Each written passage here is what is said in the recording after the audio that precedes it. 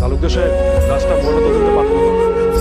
Officer, তুমি কোন আইনের কথা বলতেছো? তোমার আইন কি এই লাশে দান ফিরে দিতে পারবো?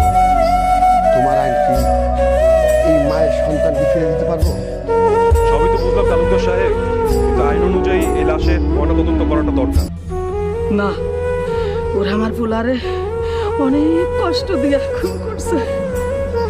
আপনার আর আমার পোলারে খাইতে খুঁজে ওদের কষ্ট দিয়ে না।